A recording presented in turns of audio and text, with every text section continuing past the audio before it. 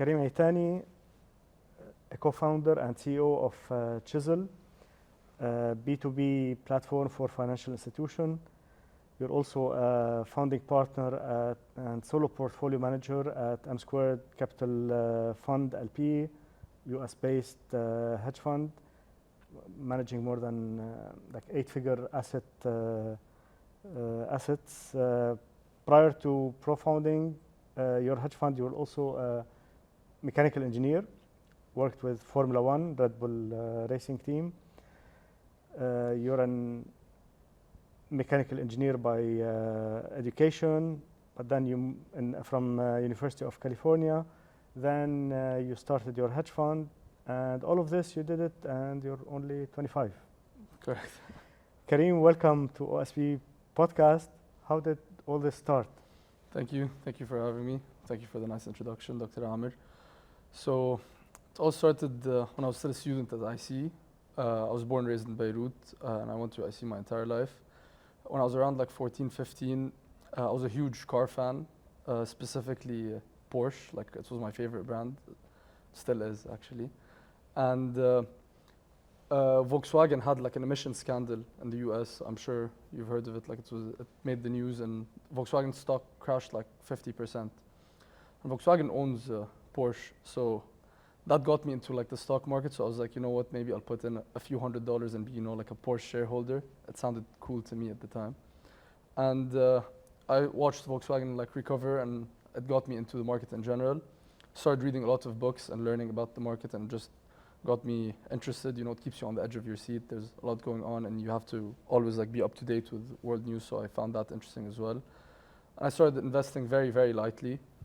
When I was in college, first year, so as a freshman, I was in San Diego. San Diego is like a biotech hub, you know, in the US, like biotech and medical device hub. So I'd look at biotech companies that are public or are IPOing to go public, and I track their FDA approvals and like try to see when they're expected to get FDA approvals, and based on that make investment decisions on the likelihood of them getting these approvals.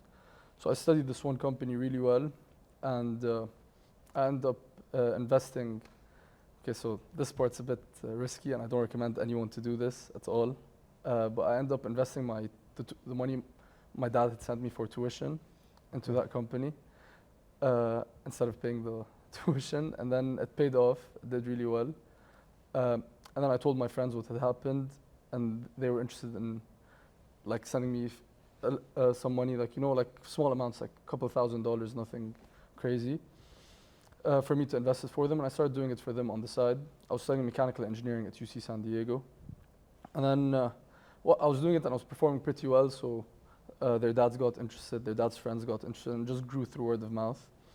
So by the time I was in senior year, I had a pretty decently sized portfolio, but I wasn't charging any fees since I didn't have an institution or anything. So I'd set up like separately managed accounts. And then because it was too much to handle, you know, without like a full corporate structure, I decided to stop doing that, and I got into a company called Mechanica in San Diego. They designed torque sensors. It's a small company there, so I learned a lot from them. That was after graduation? After graduation, right. Yes. So you dissolved this investment activity by the time you finished your mechanical engineering degree, right? Yeah, like in the last year, like I was having some issues. You know, it was too much to deal with, given that I didn't have like a proper corporate structure. It was all through like separately managed accounts. It was a bit all over the place. So my plan was that I'd work as an engineer for 5 years, get an MBA. After getting my MBA, I'd want to work in finance for like 10 years, then maybe set up my own fund later on. Because I was like, no one's gonna trust like a 21-year-old with like a larger fund. So I thought it would be very difficult to fundraise. So your plan was to delay this hedge fund activity until you're around 27 or? Yeah, low 30s. Low 30s. That was the plan initially. But over the 4-year time period, I had people invested. I had returned around 130% to them. So the returns were pretty good. I had beat the S&P consistently over that time period. I think S&P was around 70% during the same time period. So performance was pretty decent. So everyone wanted to go back in, but I had sent them all back their money plus the profit by the time I graduated. And then I started working for a company that designs torque sensors for Formula One cars. I worked with Red Bull a lot there, and it was a very interesting experience. I learned a lot from there, given especially because it was a pretty smaller sized company. So I learned a lot from them. Got to travel around, go to the races. You know, it was a very interesting experience. At the races, I met very interesting people. You know, like in Texas, I had met Tim Cook, and I saw other people there, but like, you know, briefly, not like met, but it was just like a very cool experience. And then at one of the races, I had met this one guy at the paddock, and I told him the story that I just mentioned to you, and he recommended that I start the fund early, and he implied that he would seed my fund initially. So everything I had made during...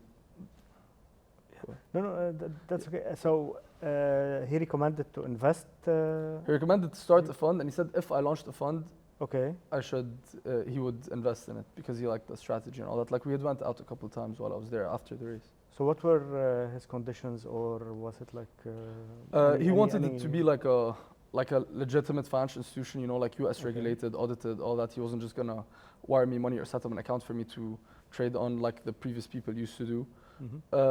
And it was a great idea. The only thing I was worried about was fundraising, you know, at a young age, no experience in the financial services industry, and I didn't even study finance, so it was all mainly self-taught. So initially it was a bit like, it was a bit shaky, you know, at the start, but I just decided to go with it. I don't know, I had like this gut feeling, and I had a track record to back up my investment strategy.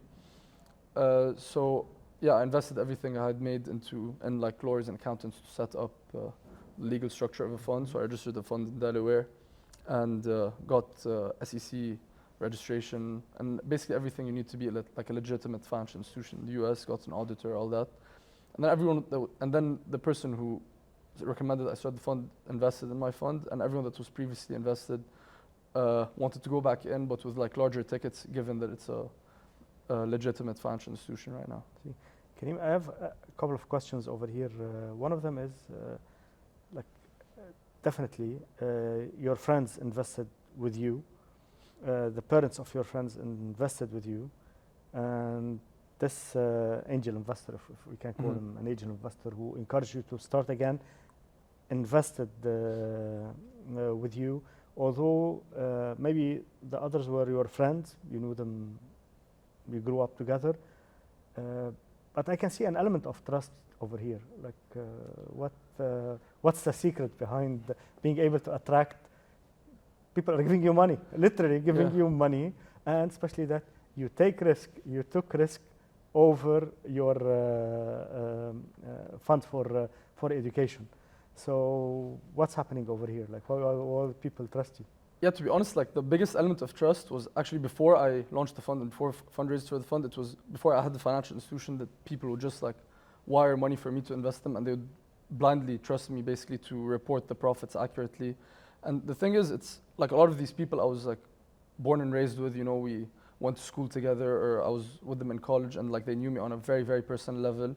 And I guess they trusted me because like in all aspects, not just like in the investment side, I was very honest with them, transparent with them all the time. Anytime anyone asked me a question, I'd be quick to answer. I wouldn't dodge anything, even if I had like poor performance. Actually, I would communicate with the investors more during downturns than during when the portfolio was up. So when the portfolio is negative, I'd give reasons and explain, and like I would report everything very accurately. And whenever anyone asked me any questions, I was honest with them.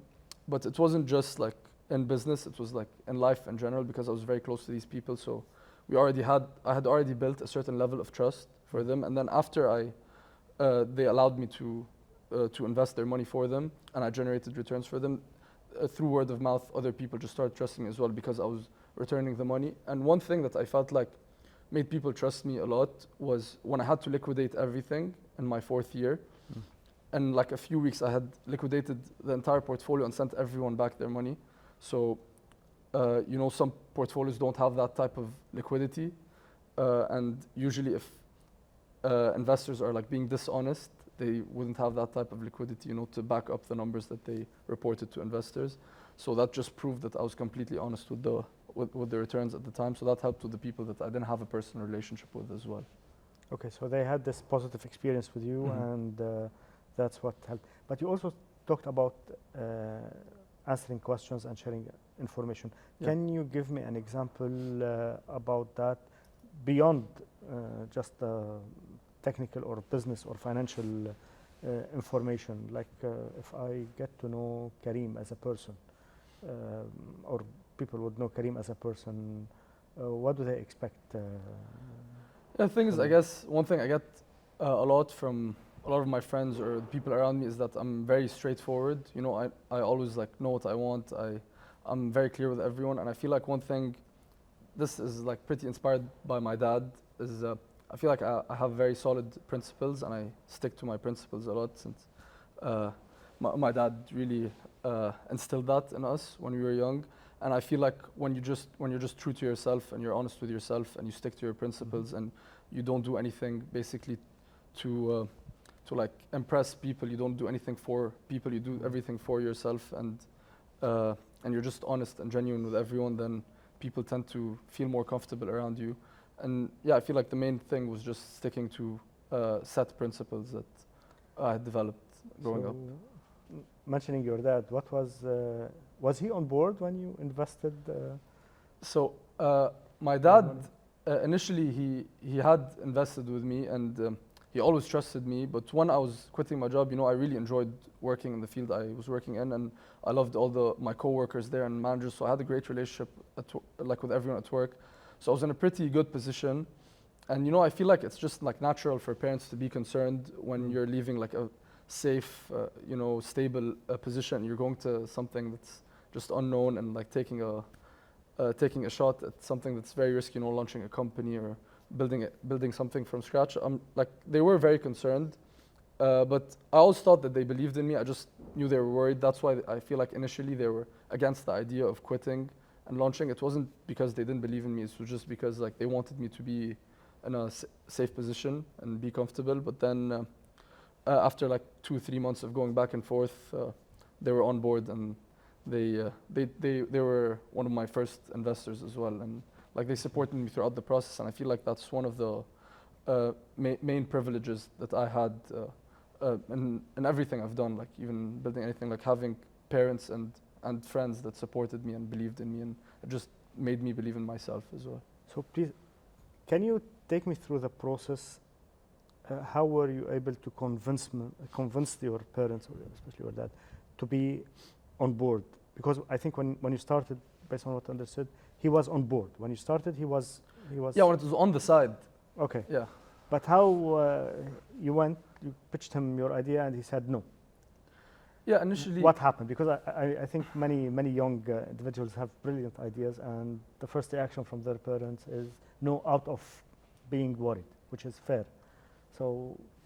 Yeah, the thing is, one thing that really helped with me was that I proved myself in the 4 years during college. While I was doing it on the side, I proved that I could generate good returns and that people could trust me with their money, and I had overall good performance, and my dad experienced the performance as well, like my parents did, you know, so Okay. So I feel like that thing helped me a lot. If I was just starting off from scratch there, maybe it would have been significantly more difficult to approach them with the idea. But when I wanted to launch the fund and quit my job, I just showed them that a lot of people were interested in going back in, and it's a waste that I stopped. And financially, it didn't make sense because I would be making significantly less than I was making at work. So they asked me about I told them like, yeah, maybe this year and next year it won't make sense, but on the third and fourth year it'll make more sense, you know, financially. Like I kind of gave them like a business model, you know, like financial projections of what I expect to make in the coming years. And they weren't just concerned about like financials, they were also concerned about like my personal health and mental state, you know, like I was super comfortable in the job I was in, you know, you don't work crazy hours, and then I enjoyed what I did. And then just building something from scratch, like they know is very, very stressful. They've seen some of their friends do it. They've seen some people try to do it and fail, and they see that the mental strain, the mental toll it takes on people that try to launch businesses, especially in public markets, you know, where it's like extremely volatile, and you're responsible for other people's money, you know, so that you have bigger responsibility on your shoulders, and like the daily movements usually stress you out. So they're worried about that aspect as well, but I assured them that I was confident in my abilities and that my investors were well aware of the risk they were taking. So in my documents, I make it very clear that I can lose, just as much as I can win, even more sometimes. So I make that super clear to investors. So that gives them some peace of mind, But till now, I still feel like now, alhamdulillah, it's in a way better position than when I first started. But I still feel like they're concerned for like stress reasons or. So yeah, definitely, it's a legit concern, the lifestyle and that stresses that comes with not only you managing your own business, but managing your own business with somebody else's money. Exactly. Especially if, as you said, you have reputation and trust you don't want to lose. Are they right that, is it more stressful now that you have experienced that for a couple of years? Is it more stressful, and what do you do to cope? You're saying more stressful than a full-time job? Personally, I think it's definitely way more stressful than a full-time job, but it depends on the full-time job you take. Like some people have extremely stressful jobs, but the reason I accept all the like mental strain it has is because the way I see it is like if I work a full-time job, maybe I'd have a bit less stress, but I'd be stressing for someone else, like the company owner, so all my work is going for him and all my stress is going towards him. But when I'm building my own business, all the stress or like the all the fatigue and the sleepless nights you get goes straight to you. It's like at the end of the day, it's more rewarding on the long run.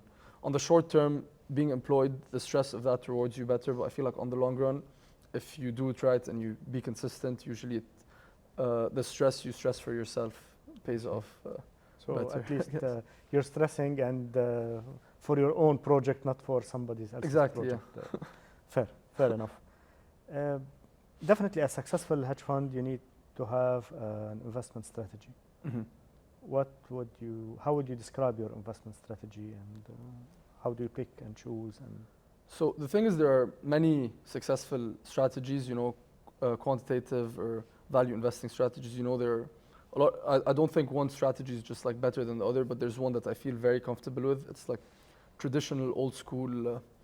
You can call it value investing, but I have like a kind of a twist to it. So the way I invest in stocks is I look at the company as a business. I don't look at the stock itself. So I'm not like a stock picker, I'm a business picker. So I analyze all the possible data I can get on a company, and then I treat it as if I'm about to buy the entire company outright, as if the company is going to belong to me. So I look for all the possible data sources I can find. I go through all the financial statement, do all the analysis, try to generate my own forecasts on the company depending on like macroeconomic conditions, and like try to get a better idea of their growth strategy by sometimes like talking to experts in the industry that the company's in. So it's a very like deep dive approach into business picking. And then I pick 20 to 30 companies across 5 different sectors and put them in a portfolio. The 20 to 30 is kind of the sweet spot where 20, 30? Like stocks basically in the portfolio. Yes. Okay. So 20 to 30 is kind of the sweet spot where like you're not too over diversified to the point where like it's difficult to beat the S&P, but you're not under diversified to the point where you're taking a lot of risk. So it's portfolio theory proves that that's like the sweet spot, and I'm very comfortable in that range. And 5 sectors because sometimes like one sector gets hit significantly harder than another sector. Sometimes like they move inversely, so it's like you hedge against the risk, like sector risk. So yeah, the main thing I focus on is it's not just like maximizing return. It's not all about returns. Like a lot of people always try to just ask for returns. It's how much risk you're taking to achieve those returns that matters, And so how much risk you're taking to achieve those returns? Yes. Any tips for young investors? What to look at? What to do if Karim today is giving to Karim at 18 some tips, for investment strategies? What would you say? So personally, initially, I feel like when people get into the market, they start very actively trading. I did the same. You call it mistake. Some people make good money on it, but like in general, it's in my opinion, it's a zero-sum game on the long term. So you actively trade, you buy stocks for short-term movement. You know, it's more speculation instead of investing. So you're not really investing, you're speculating on the market. And some people make a lot of money there initially, and then they lose it, and then they fall into like the gambler's downward spiral, and that type of trading, high options, high volatility, very high risk, but like because you think you can hit big, some people hit big then lose it. So I've seen a lot of stories, like even me and my friends also have made and lost a lot of money on active trading. So my biggest advice would be to invest in companies that you believe in on the long term and buy and hold them. Sometimes I also like to invest in companies that I like. If I like On Clouds, for example, they're the running shoes. My friend had me try them like way before they went public, and I really liked them, and I started buying like On shoes, and I found them very comfortable. And then I saw that they were about to go public, and I had gotten an allocation for them, so I invested in them because I loved the product and the fundamentals checked out. Like the financials were great. That company's up around 150% since it went public. So when you see that it's a good product and you believe in the product and you believe in the company and all the financials check out, it makes sense as an investment. But that's if you're the one that wants to manage the portfolio. If you want something more passive, I would say focus on like ETFs, mainly like ETFs that track the S&P 500. Over a 10-year time span, 90% of funds do not beat the S&P, and that's the benchmark for funds. And it's been averaging 8% annual since 1940 on average. Past 6 years, it's around more like 12% annual. So it generates pretty good returns. I wouldn't say the S&P would go to zero unless like the US economy collapses, but that's like an Armageddon scenario that I don't buy into at all. So yeah, passive, I'd say S&P. If you want to be active, then pick good businesses and diversify the portfolio really well. Don't just like put all your eggs in one basket. So you talk about data and reports and knowledge. What type of data you're looking at? Financial data, financial reports? So it's basically all the data I could possibly find on the company. Initially, it starts with fundamental analysis. So I look at financial reports of the company, all their statements, balance sheets. They release reports, like earnings reports quarterly. So I look through them and study them and try to analyze like their, for example, revenue growth. It depends on the company. You look at different metrics usually, or it depends on the industry itself. So I try to measure these metrics relative to the size of the company, their competitors, the economic moat the company has. That's like the initial phase. And then I start to do like the deep dive. So sometimes like if a company like has a product, like I buy the product, we test it out. Like even like in electronics, I ask, for example, there was this company called First Solar. They manufacture chips for solar farms. And I knew some people like in California that managed solar farms, so I'd ask them about the performance of chips, and so I do like deep dive into the business. I also buy like satellite images of parking lots, production lots, any like credit card data you can find. Like let's say you can see that a lot of X amount of credit cards were swiped at Target in the past quarter. Average credit card swipe is around $50, so it gives you an edge to like estimate revenue. Satellite images, you can see traffic into like a store or mall. So that's like the more non-conventional data that you can look at. You can get creative with it, and I have pretty good analysts that also like I motivate them to be creative and try to find like unconventional data sources that could influence a stock price. Some people like sometimes I also track like corporate jets of companies. See where the executives are flying, who they're meeting with, why they're flying to the country they're flying to, and it gives you kind of an edge over like over the market, because all the information that's public and you can find on news usually is reflected into the stock price. The market's like pretty efficient. So that's why I try to look for the more unconventional data sources. I see. So getting the data, how do you analyze it? So initially we used to do the data analysis manually, but I saw that it would take a lot of time. So we started developing software internally to analyze this data and basically be able to generate like graphs or like for like data visualization basically, and to streamline the process. And actually, after I started doing that, I was talking to my friend who was an investment banker at Guggenheim in Manhattan at the time. He was my best friend since we were 2 years old. We went to nursery together and IC our entire lives. And I asked him like what they do at the bigger banks, and he told me that all the work's done manually. So we both came up with the idea to start like developing software to automate due diligence on companies, and it can be applied not just for public markets, like for any other business that deals with acquisitions, you know, like M&A advisory, private equity funds, VCs. So me and him like just came up with the idea. We were spitballing together, and then we reached out to my friend from college. He was a very good software engineer. You know, he had a lot of experience in machine learning. So we asked him if he could lead like the development of the software.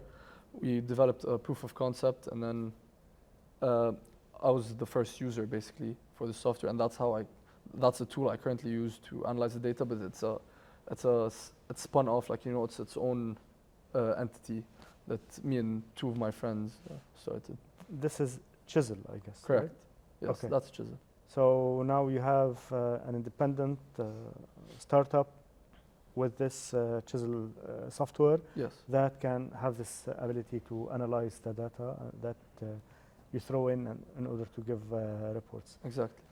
That's interesting. And at what stage you can describe now the startup Chisel? At what stage is it right now? So I would say it's very, very early stage. You know, we're still at our seed round fundraising. So proof of concept is developed. We already have traction from financial institutions, but they're all being onboarded on a beta version.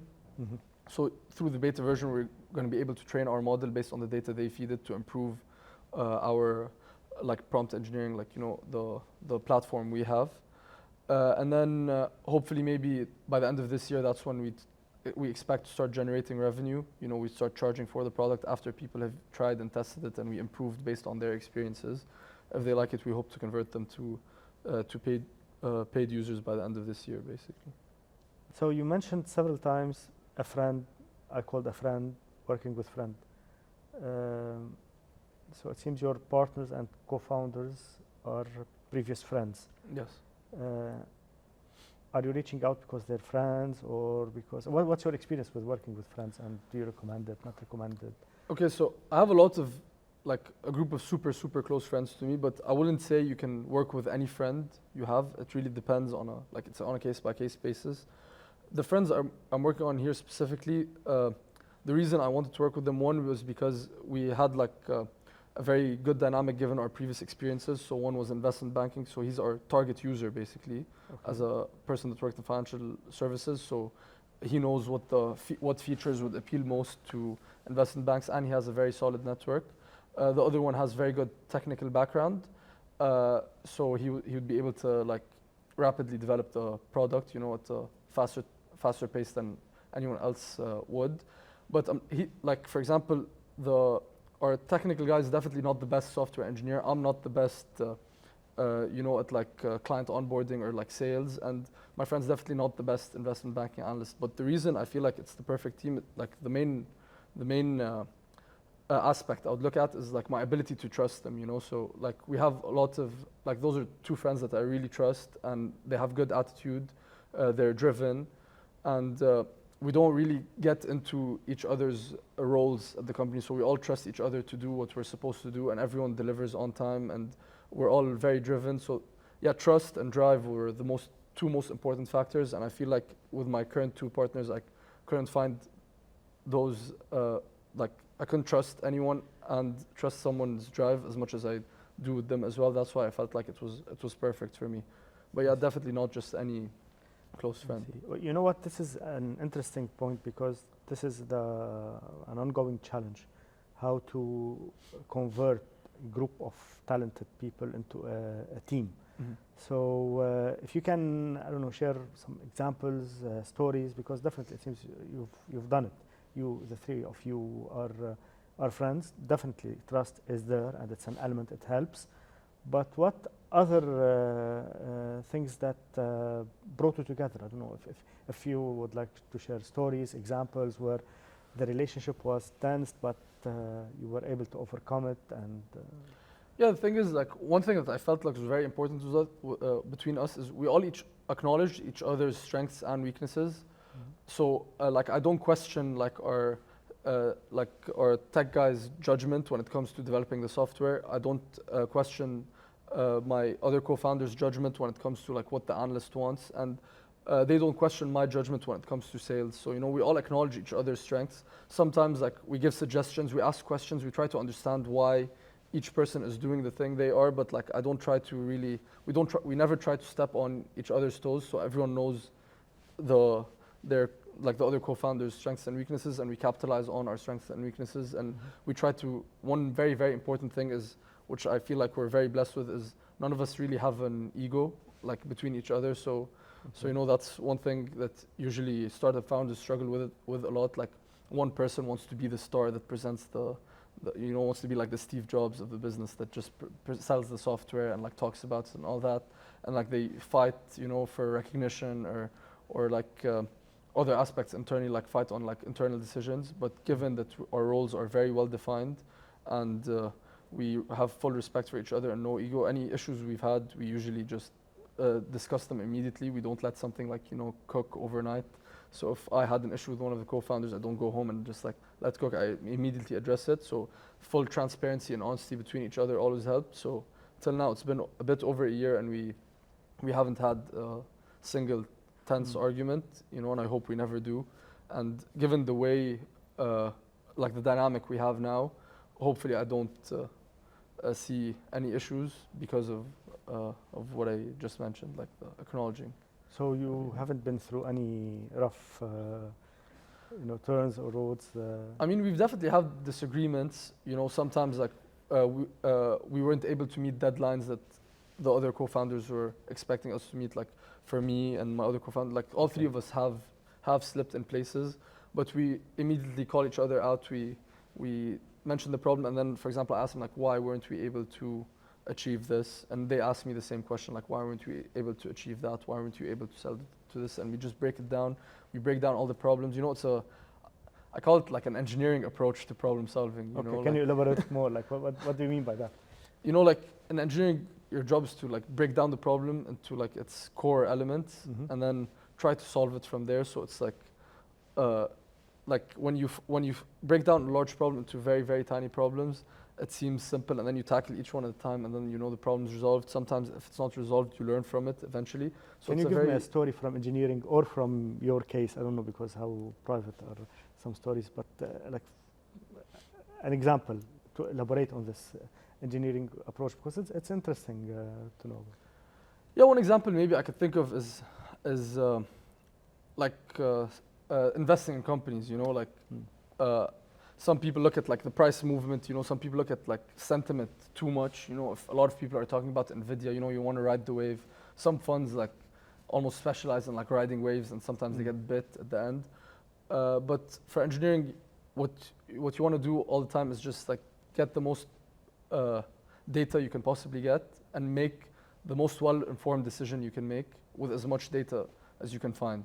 So that's what you do in practical engineering. If you're trying to resolve an issue with like a design you have, then you start running like FEA analysis or testing, and you try to find all the pain points and try to resolve accordingly. And same thing when like I took the same approach in business. Like I just look at all the given and try to identify the points that I think would need improvement, and then I just act on these points. So it's a very like logical, quantitative, mathematical approach to problem solving. Using optimization functions for evaluating firms? Basically, yeah, you could say like even internally, like in the startup, like anytime any issue arises, I feel like we all have this like approach to problem solving. It's like why? Yeah, that's the approach that's been working. So like one very big one, and yeah, that's the approach that's been working. So like one very big one, and yeah, that's the approach that's been working. So like one very big one, and yeah, that's the approach that's been working so far. Interesting. So that's Karim today. What's next? What's gonna happen in the next 3 years? I don't know. What's on your mind? Where do you see yourself and see the firm? Okay, next 3 years. So in terms of the fund, I definitely look to grow it, perform well, enhance my reputation in different regions as well, grow my network. That's one of the most valuable things I've had in business, because my network in the fund is also the network that's helping me with the tech company as well. So they're very, very complementary businesses. So, and in the tech company also, like, we're building for growth. You know, we want, our aim is to save financial services analysts time. You know, our initial goal is 25%, but hopefully we can save way more than that down the line. And we just want to stay up to date with all industry standards, you know, keep improving our product to the point where like analysts can like very comfortably use it, have a better, maybe even have a better work-life balance given how many hours they currently work. So yeah, growing growing both businesses, I guess, in parallel, given that they're complementary. If they weren't complementary, I feel like it would be too difficult, like it would be impossible. And then yeah, and growing a network that could basically help me for the future and help me give back and like achieve the goals that I want to achieve later on. You know, like yeah, like through that. So you said give back. Give back to who and how? Like what do you mean by giving back?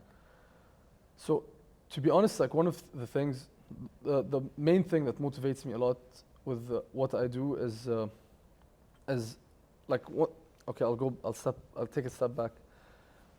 What attracted me to finance was seeing how people in finance have a lot of influence, you know, on like people around them or like the region they're in. Sometimes on like on a global level too. I felt like finance, like the financial services industry, is the most influential industry on like everyone, basically. You know, like everything ends there. You know, if a medical device that can cure a certain disease gets funding, you know, from these financial institutions, then it could potentially move and do well. If and like you know, investing in businesses, creating jobs, all that. So finance in itself is a very, very influential field on the rest of the world. So I wanted to get into finance to be in eventually, hopefully, maybe in like 20, 30 years, be in a position where I could make decisions that could influence other people's lives for the better. You know, and finance is more in the background, so even if like they probably wouldn't know it, but it's fine. Like what matters is that just like I know that I could have made a change in people's lives. Recently, specifically, I've been working a lot with people in Lebanon, given I was born and raised here, and I see a lot of talent in the country, and because of the country's situation, the talent's not exposed to opportunities that they can take a good advantage of. And for example, for both the startup and the fund, I hire almost exclusively like from Lebanon, like mostly from Lebanon, a lot from AUB here as well, like vast majority. And all of them are very, very impressive.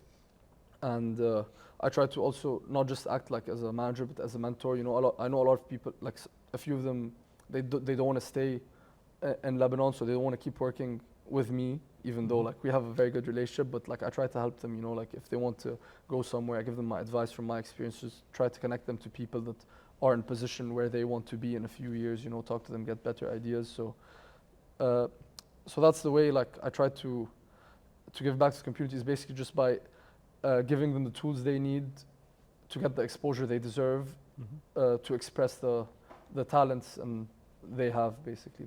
That's my goal currently.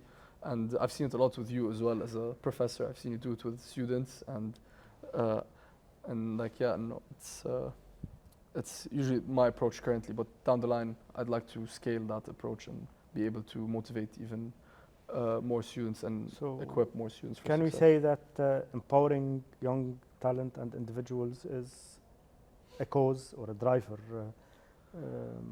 you have? Definitely. Now, like in the capacity I have, I feel like that's where I can have the most effect. But hopefully down the line, I'll be able to broaden that scope, maybe improve other people's lives in other ways, you know. But for now, with my current tools, I feel like that's where I'm most effective. Any social issues you think you want to address or you think of addressing right now? You don't have to have it right now, but it's on your mind, like I would like to contribute to this issue or this cause.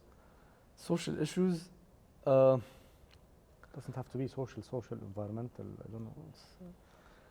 Yeah, I mean, it's one thing that I currently work on, like, is just like people's drive. You know, a lot of people, especially in Lebanon, they're put down by the situation, and you know, some like rightfully so, like you see how difficult it is here, and it's not their fault at all, you know, like they do everything they can. But one thing I just try to keep pushing for is for them to stay like motivated and try to keep pushing, and then eventually they can do something big, you know. Like I just try to make them, like, you know, believe in themselves.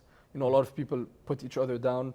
It's very common in Lebanon as well, unfortunately, where internally, like outside of Lebanon, I feel like Lebanese people support each other a lot, but inside Lebanon, sometimes people put each other down, and I feel like that's one aspect that maybe should be covered specifically on a micro level, like in society here. Yeah, so I just think like anything I could do that could help motivate people and like have them like believe in themselves and do what they want to do, and while sticking to their principles and being consistent. That's where I think I have the most influence in my current state. Yeah, you know, motivating people and empowering individuals is a legit social cause. Like it's very and you know, I important. started exactly where all these students were. Like, you know, 10 years ago, I was in a classroom here in Beirut, and you know, and everyone's confused. I didn't know what I wanted to do, you know, and like I'm sure all of them can do better than me by my age. They just have to start somewhere, you know, like, and be consistent. So let's go back to this guy. I know I asked you that about investment, but in general, 18-year-old Karim in grade 12 at IC, what would you tell this young guy? What's he gonna face, and what message you would like him to have from now? You know, one thing that I think about, like initially when I first started building the fund, it was like a bit mentally straining, especially like, you know, when I mentioned that I had a lot of people believe in me, and just seeing them believing in me kind of like put some pressure on me, because I was like, you know, I don't want to disappoint, you know, I really want to make it. And some people that don't have people that believe in them have the same pressure, like, oh, I want to prove them wrong.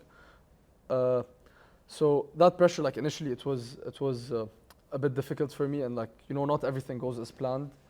So yeah, one piece of advice I'd give is like take the plan with like a grain of salt. You know, it's not gonna go your way. Don't plan. No, you should plan, definitely, Okay. but like acknowledge that the plan's gonna change along the way. You know, like don't get too emotional about it if not everything's going your way, because it's almost impossible that it will.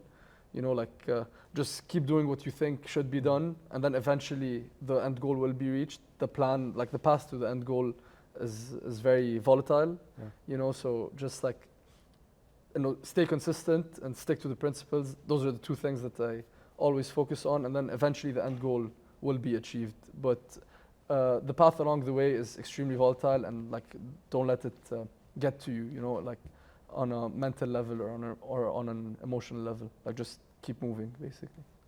And to academic institutions, universities, schools of business, what advice or insights you would like to share? One thing that some academic institutions do that I feel like I'm a bit opposed to is teaching students like what to think. You know, I had a professor in IC, a physics professor, and he always used to tell us like, I want to teach you how to think, like not what to think, and it really resonated with me for my entire life. So like just giving them givens and letting them like explore solutions for it, letting them like empowering students to be like creative and problem solving, I feel like is very important for academic institutions. A lot of them do achieve that, sometimes through extracurricular clubs, sometimes like even in the classroom. I acknowledge that it's more difficult to achieve in the classroom, given that there's like a textbook you have to follow. But you know, as I mentioned, I don't have a finance background, and I just like was creative and figured out finance by myself through like reading these books and talking to people in industry, and having like pretty good mentors that helped guide me through like building these businesses. So yeah, I guess harnessing like creativity and like empowering students to think outside the box, you know, and teaching them how to think instead of like what to think is one thing that I feel like is very important for academic institutions. You mentioned reading a lot. Are you a reader?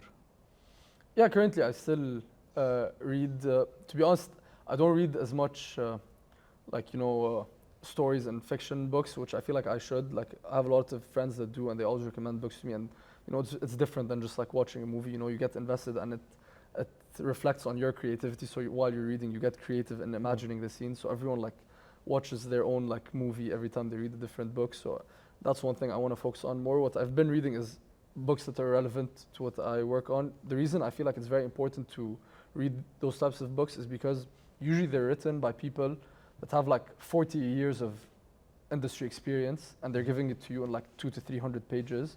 Obviously, you're not gonna obtain all that experience, but you'll take a few takeaways from each book, learn from their mistakes, and then learn how to adjust.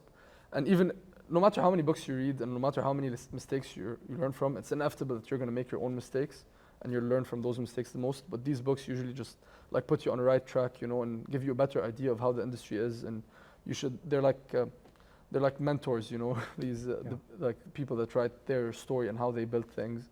So yeah, I get to learn a lot from other people's approaches and mistakes, what worked for them, what didn't, and I test that out and see what works for me as well. So that's why I feel like reading these books is super, super important. Any recommended books for students, or even for me, like any One books book you I like a recommend? lot is Principles by Ray Dalio.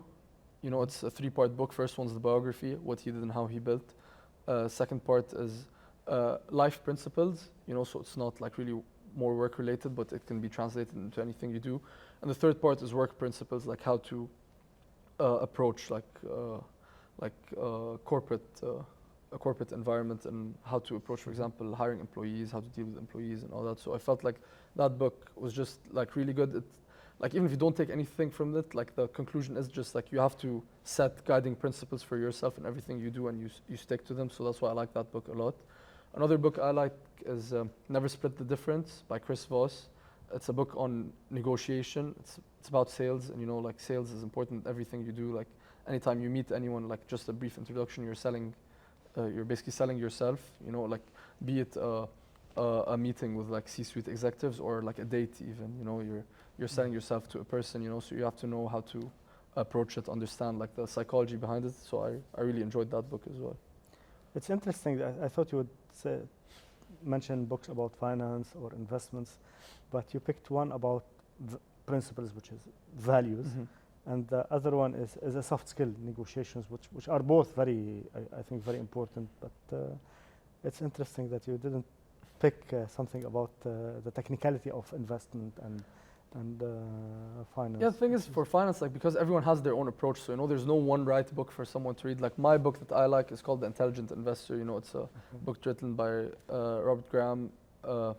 It's a book. It's like the old school value approach to investing in businesses, but it's pretty dry, so I don't recommend it as an initial read. You know, but there are other books like A Random Walk Down Wall Street is good as initial. You know, it's more of a storytelling book about the markets, but those books like gave me ideas to implement in like my portfolio strategy and investing in companies. There's another one called The Most Important Thing that I recommend if someone's listening.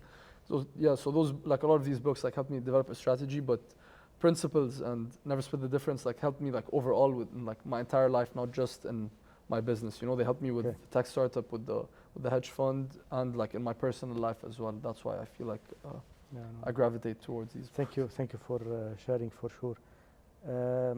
You're also involved in organizing hedge fund clubs at universities. You mentioned that before. Yeah, so what would you like to share about like how does it go? How does it work? I'm a UCSD alumni, and I had met a lot of bright students while I was there, and I wanted to join a club that, you know, like kind of manages a portfolio or does analysis on companies, you know, maybe to learn, because you'll always learn from the people there, and I couldn't find one that I resonated with too much. So after I graduated, I was talking to students on campus, and one of them wanted to launch a hedge fund club, so I thought it was great. The approach I had for it, and like the students also came up with a lot of great ideas for this approach, was to treat it as if it is an actual fund and give it like a proper, you know, like structure, you know, so do like quantitative team, qualitative team, each team deals with a certain industry, you know, so it was a very well structured fund. The students were serious and professional about it, so they really built the entire thing. I was just there as a like mentor to support it. And the reason I like those types of clubs is because they're very inclusive. You know, it's like a 70-person club. People come, they get to spitball ideas off each other. Like they learn a lot from each other. And I go and mingle with the students, and I learn a lot from them as well. You know, like everyone has a different perspective and different approach, you know, to analyzing companies, and it's very interesting to see everyone's approach, and it could influence even mine or theirs. You know, we all influence each other in a certain way. So I feel like I get mutual benefit from mentoring these clubs, and then they get work experience that can be translated into their like corporate lives. You know, so they get good experience that they can put on a resume. You know, and they also have like a lot of conflicts internally sometimes. So you know, they learn how to deal with conflicts. So it's both like soft skills as well. So yeah, UCSD was the first club that I worked with over the past year, and then during the next coming years, I'd like to work with other clubs, other students. You know, I could teach them everything I have to teach them, and then I could learn from them as well, and then learn from their perspectives. So it's, yeah, I get mutual benefit from a lot of these clubs, and hopefully maybe one in Lebanon too, eventually. Hopefully we'll hopefully here at OSB. Yeah, it would be interesting to see like the difference between students here and students there, and their different perspectives on analyzing the companies and having them like interact with each other. You know, I feel like there's a lot of room to learn from each other in that sense. Yeah, definitely, for sure. Yeah, that's a great idea. And, noted. Karim, again, time flies by when we're talking. Thank you very much for giving us this time at OSB podcast. Thank you very much for your achievements so far. Of course, you make us all proud as a young talent, as Lebanese, based, I think, between US, London, and Dubai now. We wish you all the best of luck, and yeah, thank you very much. Thank you, I really appreciate it. It was great talking to you, Dr. Amr, and I really appreciate the conversation. Thank you.